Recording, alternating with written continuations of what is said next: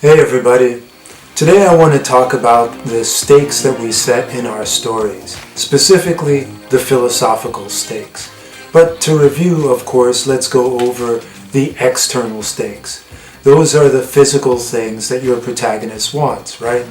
Like a job, money, a treasure, some physical thing. And then there are the internal stakes, where your protagonist wants to find emotional things, like honor, respect, loyalty, etc., etc. But the philosophical stakes of a story are a very different thing. There are things like the importance of the individual versus the community, or a question of loyalty to a code or to a group, or maybe something else.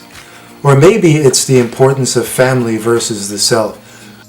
To explore this, let's look into the novel The Road by the late great Cormac McCarthy.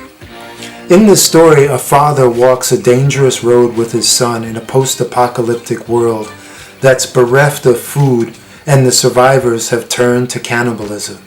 The father makes sure to keep a bullet in his gun to use on his son in case they end up in a terrible situation where his son would face a fate that's worse than death.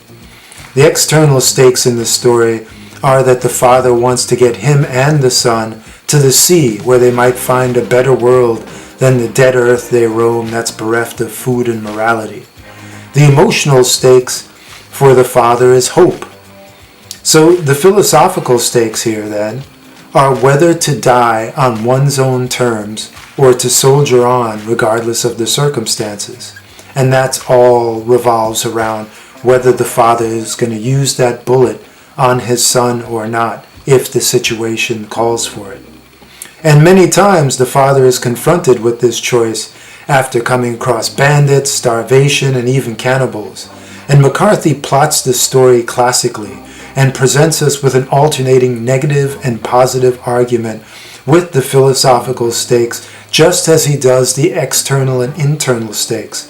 And he does so by counterpointing the negative events with the positive ones. Like when the father and son find a good shelter for the night, we think there might be a safe haven ahead for them. But then they're attacked by a bloodthirsty gang.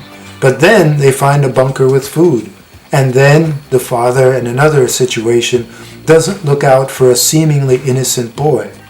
But then the father leads them to the sea, which is their external goal, where they might find a better world. So you can see that the positive and negative argument created by the philosophical stake creates another layer of tension in the story outside of the internal and external stakes. So that's the introduction to the philosophical stakes. In the next drop, we'll go further into how we can use the philosophical stakes to raise the bar of our story.